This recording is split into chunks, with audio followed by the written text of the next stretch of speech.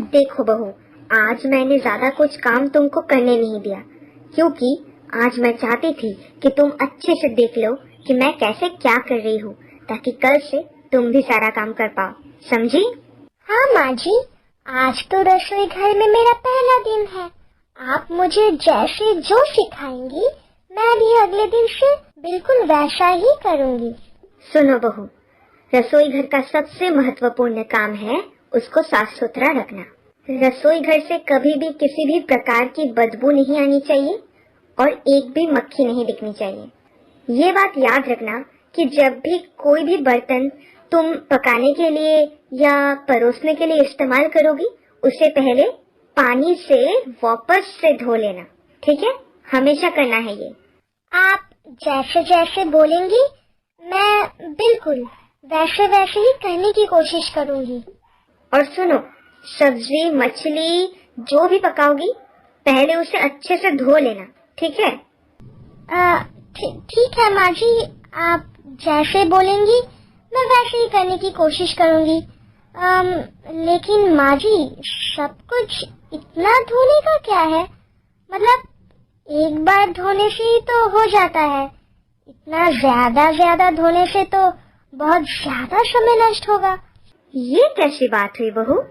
एक बात सुनो, काम चाहे कोई भी हो उसे अच्छे से समय लेकर करना चाहिए।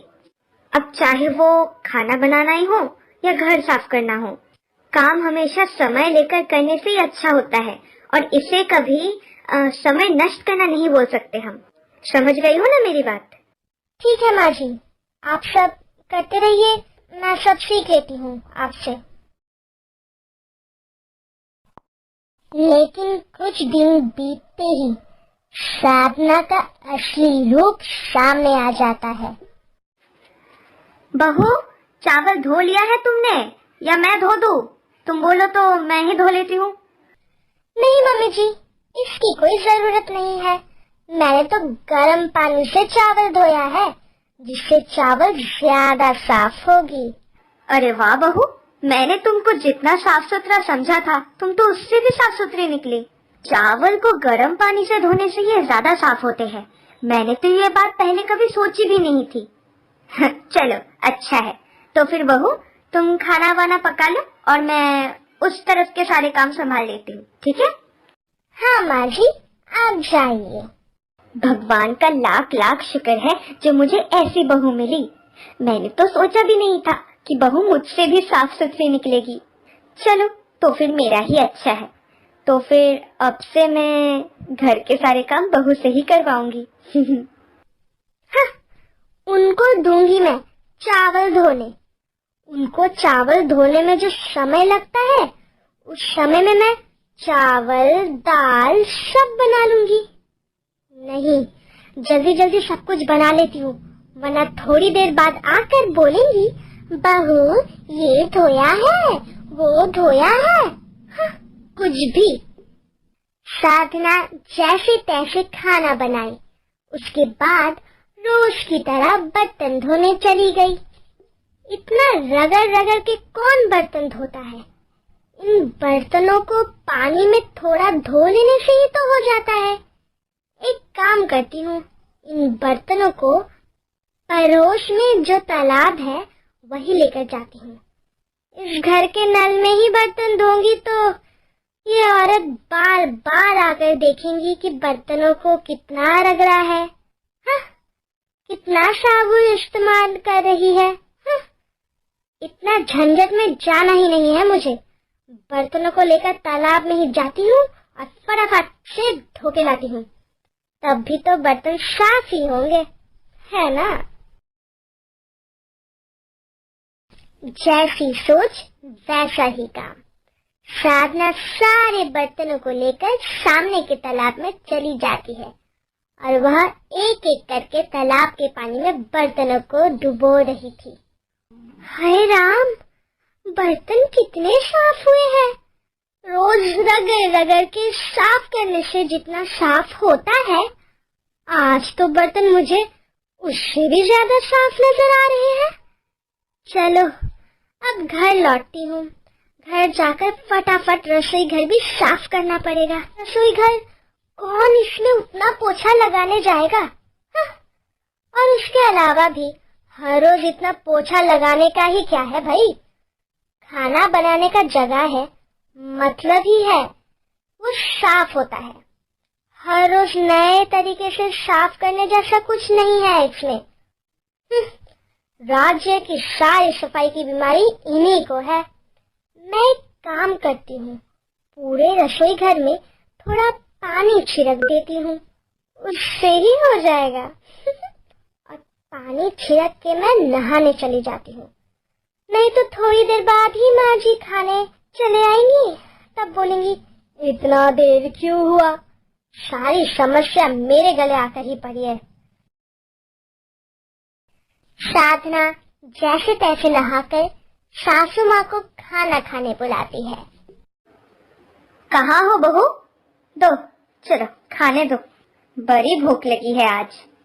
हाँ माँ जी, आपके लिए चावल परोस के रखी हूँ, ये लीजिए। अरे ये क्या बहू, तुमने रसोई घर को अच्छे से पोछा नहीं था क्या? क्यों मम्मी जी, पोछा लगाया तो था मैंने। नहाने जाने से पहले मैं पोछा लगा कर गई थी। हाँ। तो फिर ये रसोई घर का फर्श इतना चिपचिपा क्यों लग रहा है और एक अजीब सी बदबू भी आ रही है? तुमने अच्छे से पोछा है ना सच में? नहीं माँ जी, कहाँ पर?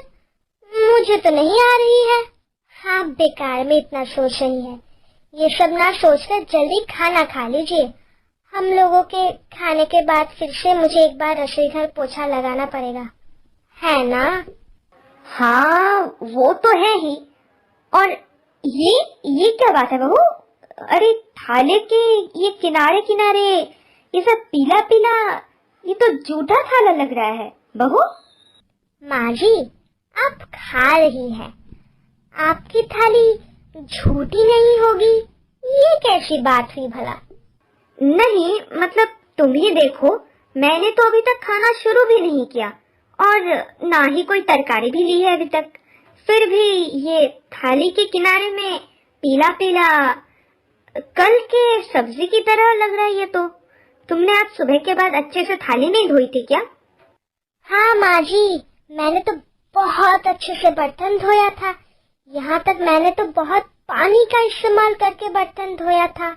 आप भी इतना पानी इस्तेमाल नहीं करती बर्तन धोने वक्त, पता है मम्मी जी? मैं पूरी एक तालाब पानी में बर्तन धो के आई हूँ। तो तुम बोल रही हो ये पहले का जूठा नहीं है और अभी खाना परोसते वक्त लग गया है? हाँ माँ जी, असल में अकेले सब कुछ परोस रही हूँ ना, इसलिए कब ऐसे लग गया है ध्यान नहीं है। आप ये सब लेकर एकदम चिंता मत कीजिए, सब कुछ एकदम साफ है। आप भी खाना खाइए तो। हाँ हाँ मैं खा रही हूँ। नहीं नहीं, मुझे कुछ तो गड़बड़ लग रही है। सुबह थाली में जो जूठा मुझे दिखा वो बहुत ही सूखा था, लग रहा था बहुत पहले का है। क्या सच में बहू जितना साफ बोल रही है वो उतना साफ कर रही है? मुझे तो नहीं लग रहा। नहीं नहीं, मुझे इस बारे में नजर रखनी पड़ेगी।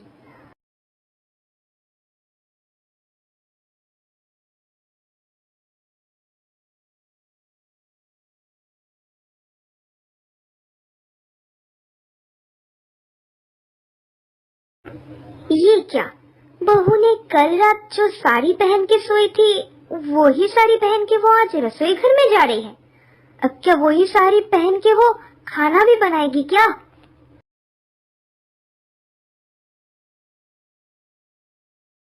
हाँ मैंने तो सही देखा था, बहू ने तो खाना पकाना शुरू भी कर दिया।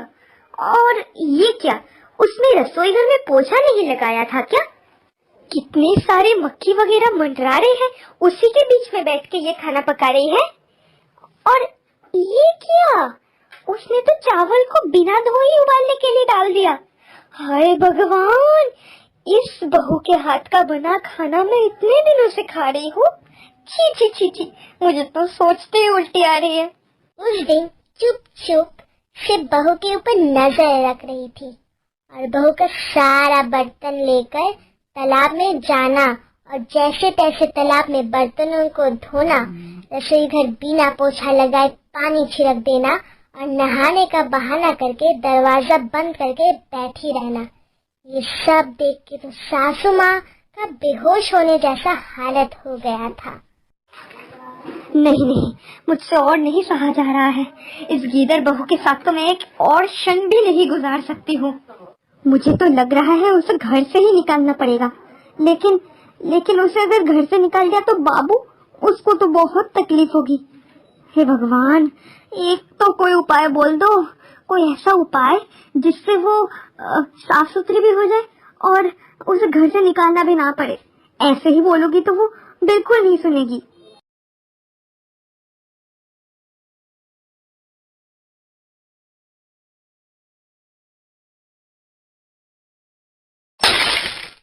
कौन कौन है वहाँ? कौन है? मैं हूँ।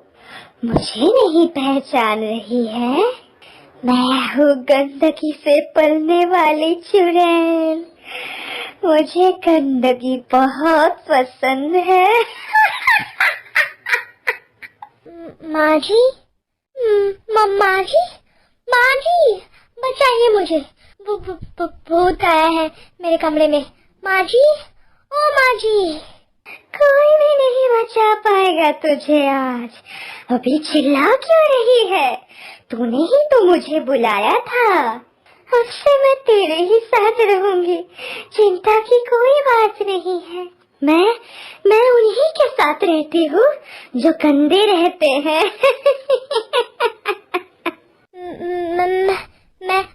मैंने कब बुलाया था मैंने तुम्हें? हाँ, तू इतना गंदा रहती है। तू हमेशा इतना गंदा रहती है।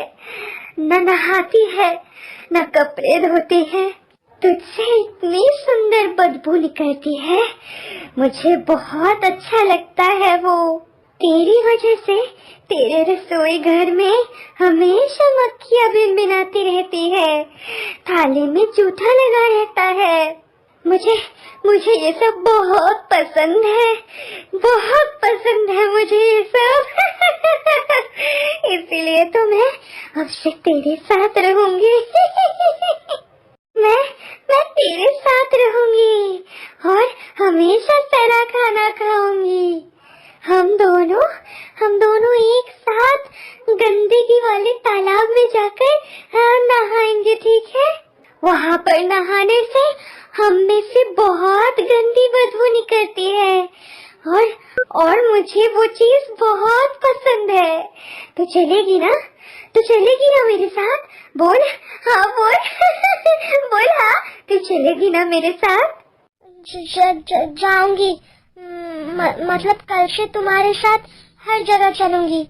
आज का रात मुझे छोड़ दो। मैं कल से पक्का जाऊंगी, पक्का।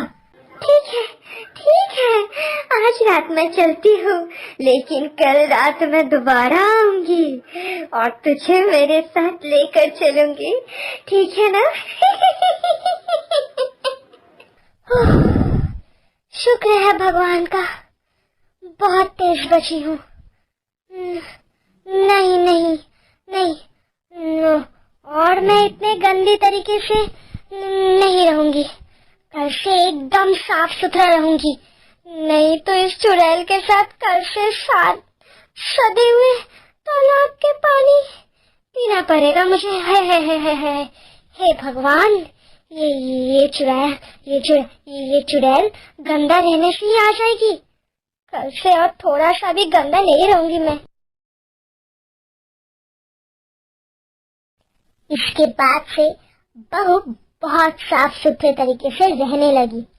अच्छे तरीके से बर्तन धोना, अच्छे से रसोई घर में पोछा लगाना, कमरे के किसी भी कोने में धूल न जमने देना, अच्छे से नहाना, कपड़े धोना, यहाँ तक खाना बनाने से पहले अच्छे से सब कुछ धो लेना।